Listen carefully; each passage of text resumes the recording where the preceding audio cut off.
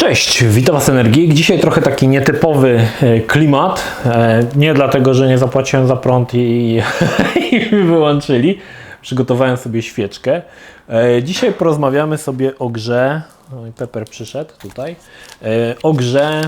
Niektórzy uważają, że kultowej. Ja uważam, że nie jest to gra, która zasłużyła na kult. Jest to Kuon od legendarnego From Software, czyli od twórców popularnych Souls-like'ów. Nie tak dawno w serii to było grane Console Edition, mogliście zapoznać się z inną grą From Software i była to gra Echo Knight Beyond.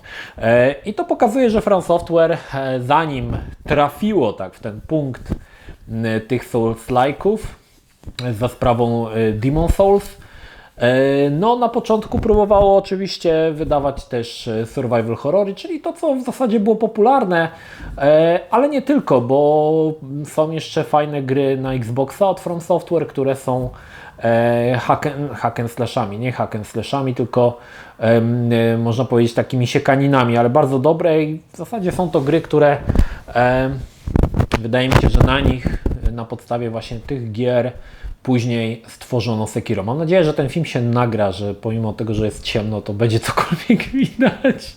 Widzę w ogóle, że kamera traci co chwilę ostrość z racji tego, że jest mało światła, no ale jakoś to będziemy. Natomiast jakoś to będzie. Natomiast dzisiaj Kuon. Kuon od razu powiem. Kuon jest jedną z najdroższych gier na konsolę PlayStation 2. Obok takich tytułów jak Rule of Rose, to Kuon jest w pierwszej trójce albo i w pierwszej dwójce najdroższych gier, jakie możecie kupić na konsolę PlayStation. Czy cena, bo w zasadzie te ceny są już absurdalne na eBayu, czy gra jest tak dobra, że wypadałoby za nią zapłacić tak ogromną cenę, czy no, cena jest po prostu z kosmosu, bo za nieotwartą grę trzeba zapłacić około $1000. Oczywiście są wersje na przykład francuskie, są wersje japońskie, one są tańsze, ale chodzi o tą wersję, tak jak między innymi ta, która ma język angielski, można grać po angielsku. No absurdalne ceny, słuchajcie, i to jest ogólnie, jeżeli będzie mi się chciało, bądź ogarnę ten temat, to taki temat właśnie odnośnie ostatnich cen gier retro, jak skoczyły, jakie one po prostu poszybowały w kosmos, bardzo często tak bez jakiejś refleksji, tak? Faktem jest, że Kuon jest grą dość rzadką i większość gier od From Software jest grami, które dość ciężko dostać, no ale jednak ta cena za grę na PlayStation no to jednak jest trochę według mnie za dużo. Ok, Kuon jest, słuchajcie, survival horrorem. Survival horrorem. Ja będę troszkę się posiłkował, słuchajcie, dzisiaj Wikipedią, ponieważ nie do końca pamiętam na przykład imiona tych bohaterów, ponieważ one są jakby, no one są po japońsku, także będę się tutaj troszkę posiłkował Wikipedią. Jak w ogóle trafiłem na Kuona, słuchajcie?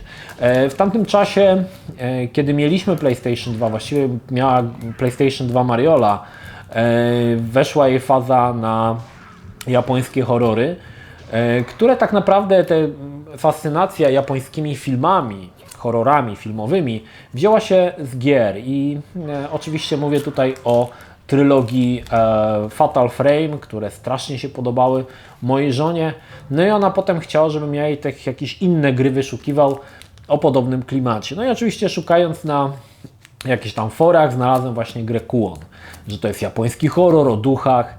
Nie miałem zielonego pojęcia, o czym ten Kuon jest. No i oczywiście ja je wtedy ściągnąłem, bo to jeszcze było na piratach. No i w sumie pamiętam, że Marioli się nie podobała ta gra. Przede wszystkim jest taki archaizm w tej grze, według mnie dość znaczący.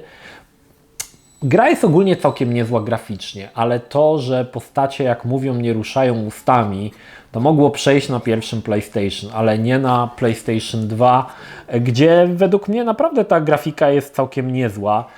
Gra pojawiła się w 2004 roku w Japonii, także no, technologia już też była, żeby zrobić te ruchome usta. I pamiętam, że to był jeden z tych elementów, który moją żonę odrzucił. Nie za bardzo jej się to podobało. I w sumie grę, nawet jej nie skończyła. Ja pamiętam, że później miałem PlayStation, ta gra trafiła do mnie. Ja byłem wtedy w czasie, kiedy ogrywałem wszystko, co było dobre na PlayStation 2 i niemal w rok, może w półtora, nadrobiłem wszystkie najważniejsze gry na PlayStation i Kuon też odpaliłem. Muszę przyznać, że też mi się nie za bardzo podobał z początku i przyznam Wam się, że grając wtedy w Kuona, ja nawet w niego nie grałem, ja w niego przebiegłem po prostu. Jedną tylko fazę, jedną postać przeszedłem, żeby zaliczyć tą grę, bo jestem taki, że jak już odpalę grę, to ja już ją skończę, a nie, że rzucę nawet jak mi się nie podoba. Także przebiegłem przez nią i w zasadzie tak trochę bez refleksji, więc nawet za bardzo nie ogarniałem fabuły. Pograłem, skończyłem, odłożyłem gdzieś tam na płytę, włożyłem do segregatora i o niej całkowicie zapomniałem. I to był błąd, bo Kuon okazuje się naprawdę bardzo fajną historię, bardzo sprawnie poprowadzoną historią i ma kilka naprawdę fajnych pomysłów. Jest to oczywiście, tak jak wspomniałem, survival horror. Akcja dzieje się, tu będę się posiłkował troszkę Wikipedią. Akcja dzieje się w feudalnej Japonii. Mamy mamy rezydencję, w której pojawiły się jakieś dziwne postacie. Wszystko jest związane z dwoma dziwnymi drzewami, jak i pewną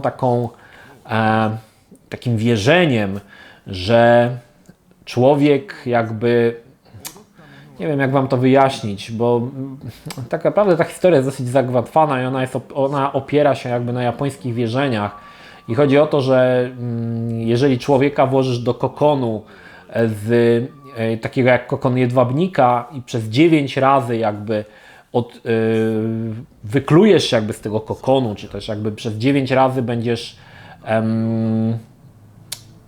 wyklujesz się z tego kokonu, to wtedy jakby powrócisz z martwych. Ta historia jest dosyć dziwna i muszę przyznać, że jeżeli nie interesujesz się za bardzo japońską jakąś takimi historiami o duchach, to może być to dosyć niezrozumiałe. Ja muszę przyznać, że też jak grałem, nie do końca jarzyłem, o co chodzi czasami. Natomiast mamy tą nawiedzoną rezydencję, mamy 2 bohaterów, tym razem są to 2 dziewczyny i każda z nich odpowiada za jedną fazę. To nie jest tak, że jest jeden scenariusz, tylko mamy 2 fazy. Faza Yin i faza Yang. Postacie są różne. Pierwsza to jest Utsuki i jest to dziewczyna, której ojciec wraz z siostrą przybyli do rezydencji, żeby zobaczyć, co tam się złego dzieje. Ich ojciec jest jakby egzorcystą. Drugą historią jest Sakuya, która jest żeńską odmianą jakby egzorcysty, tak, egzorcystką chyba, tak to można powiedzieć. I te postacie jakby nie do końca się łączą ze sobą, znaczy one nie są jakby ze sobą spokrewnione, natomiast te historie, te 2 scenariusze ze sobą się zazębiają.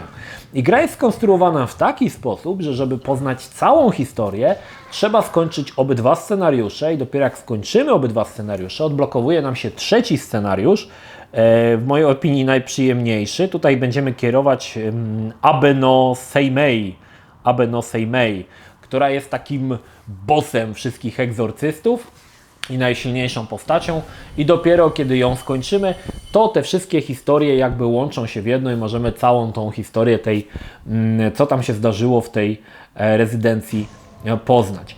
Podobnie jak w większości gier survival gier z gatunku survival horror, nasze postacie mogą walczyć. Tutaj zrealizowano to troszkę inaczej. Każda postać ma broń, którą może używać. Jest to broń biała. Jedna dziewczyna walczy takim krótkim mieczem samurajskim, czy tam to też ma jakąś pewnie nazwę, nie chcę tutaj mówić, taki miecz krótki samurajski. Natomiast druga używa wachlarza.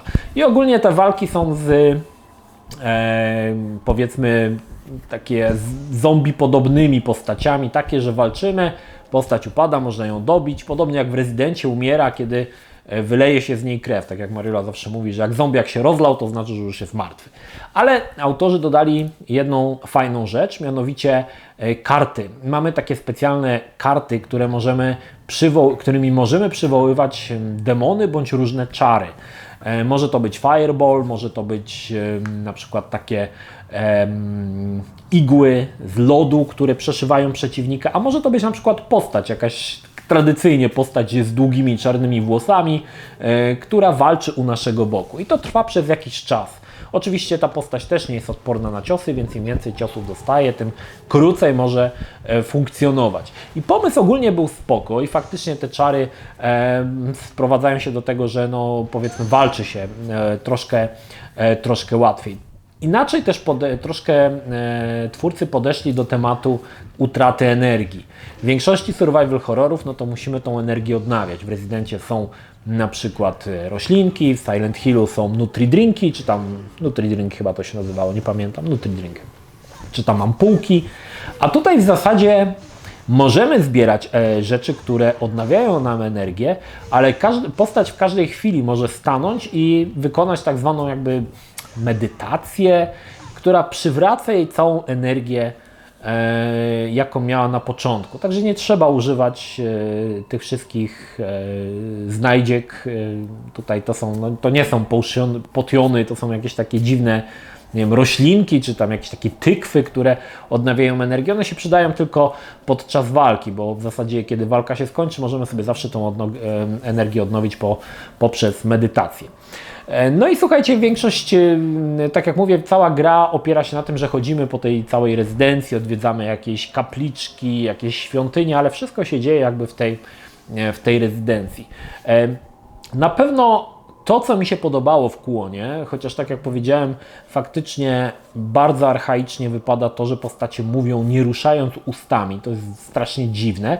Natomiast graficznie gra wygląda naprawdę dobrze. Fajnie zrobiono latarenkę, które postacie noszą, ponieważ ona oświetla nam jakiś niewielki fragment terenu. Jeżeli biegniemy, ta latarenka słabiej świeci i oświetla mniej terenu niż jak staniemy w bezruchu. Jeżeli też biegniemy, to jakby zwracamy uwagę na siebie przeciwników, którzy nas wtedy chętnie atakują. Ogólnie te pomysły wydaje mi się, że From Software miał fajne i faktycznie jest to survival horror, który troszkę wyłamuje się z tych takich klasycznych zasad survival horroru i to jest według mnie dobre. Natomiast no, tak jak powiedziałem, bardzo fajnie wypada grafika, mi się strasznie podobała. Na możliwości PlayStation 2 wygląda to naprawdę dobrze, zwłaszcza, że tam czasami mamy na przykład jakieś rzeczka płynie, są odbicia, wszystko jest super.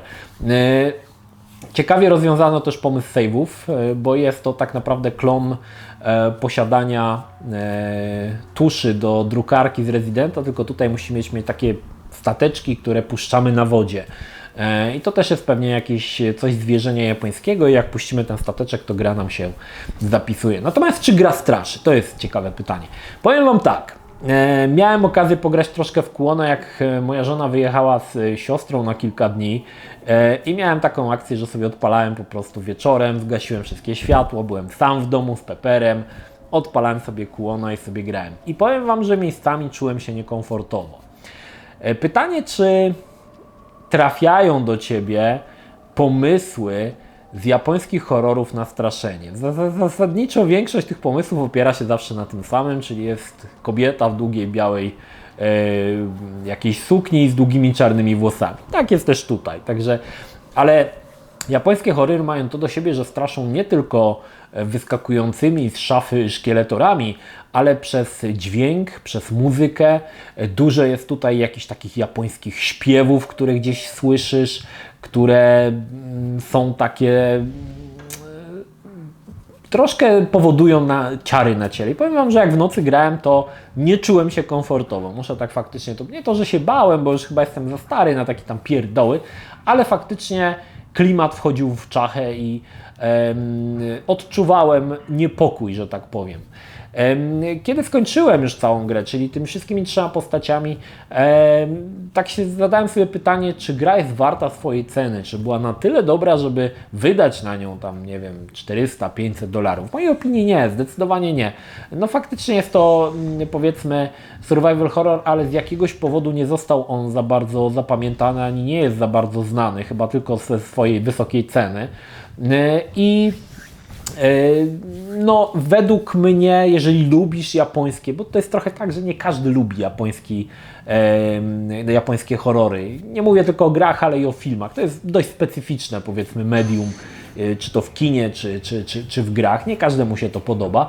Dzisiaj ja muszę przyznać, że ja już się wyleczyłem z japońskich horrorów i zupełnie już tego nie oglądam, ale fajnie było dla mnie to, fajnie było powrócić. Ale rozumiem, że są osoby, którym się to zupełnie nie spodoba i faktycznie dużo jest, gra jest bardzo japońska, to jest i jeżeli nie rozumiesz tej kultury, nie rozumiesz ich jakichś dziwacznych strojów, tych wszystkich egzorcystów, czym oni się zajmują, to robią, to gra jest trudna w odbiorze, bo widzisz, że fajnie postacie poubierane, jak w ogóle jakieś cudaki, ale tak zastanawiam, ale co to, kim oni w ogóle są? Bo gra jakoś też nie sili się na to, żeby wyjaśniać, kto jest kim. Widać, że był to produkt skierowany głównie do japońskich graczy, do japońskiego odbiorcy, którzy już te tematy doskonale znają, a tak jak my, Europejczycy, czy nawet Amerykanie, no to jesteśmy troszkę tak, dla nas to jest egzotyka, tak? To jest tak jak Amerykanie odpali Wiedźmina i wow, słowiański temat, to tak jak właśnie tak. Ale muszę przyznać, że From Software zrobił kawał dobrej roboty, bo gra jest spoko, wydaje mi się, że warto ją poznać. Jeżeli lubicie survival horrory, no to tego wyboru za dużego nie ma, a tutaj macie Kuon, który jest jakby całkowicie nowym IP, jeżeli chodzi o survival horrory, z dala od klasycznych Silent Hilli, Residentów i tak dalej. I faktycznie może tutaj się podobać, na pewno jeżeli podobało Ci się Fatal Frame, no to Kuon jest, wydaje mi się, warty sprawdzenia, bo jest dużo tutaj tych japońskich tematów do straszenia, czyli jakieś tam, wiecie, te duchy i tak dalej, to się cały czas przewija i to jest okej według mnie.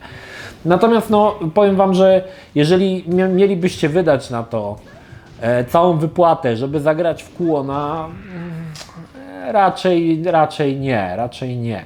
Oczywiście to jest też ciekawy przykład odnośnie tematu, czy gry wideo mogą być inwestycją i Kuon jest taką właśnie grą, która jest inwestycją, bo jeszcze kilka lat temu, gdy patrzyłem na eBayu, gra można było kupić tam za $120-150. Dzisiaj ta cena jest już około 400, a tak naprawdę jeżeli jest w folii, no to tak jak mówię, $1000, słuchajcie, $1000 za grę z PlayStation 2. Absurd.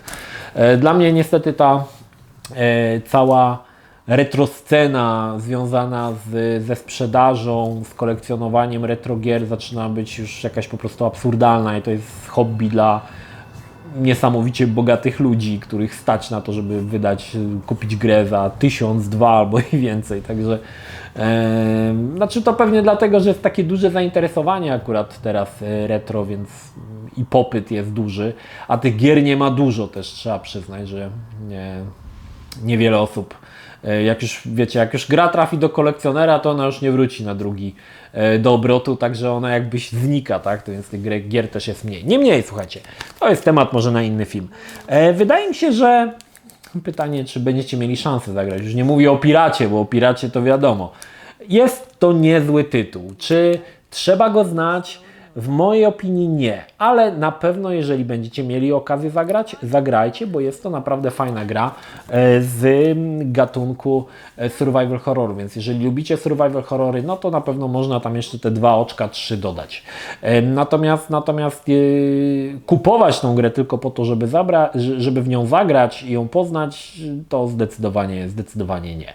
Niemniej ja bawiłem się nieźle, jest kilka fajnych momentów, ładna grafika, no postacie nie mówią, ale potrafi miejscami wejść głęboko w czachę. Może tak to zakończmy. No cóż, taki właśnie jest Kuon na PlayStation 2. To tyle. Pozdrawiam Was, Energik, trzymajcie się. Do następnego. Cześć.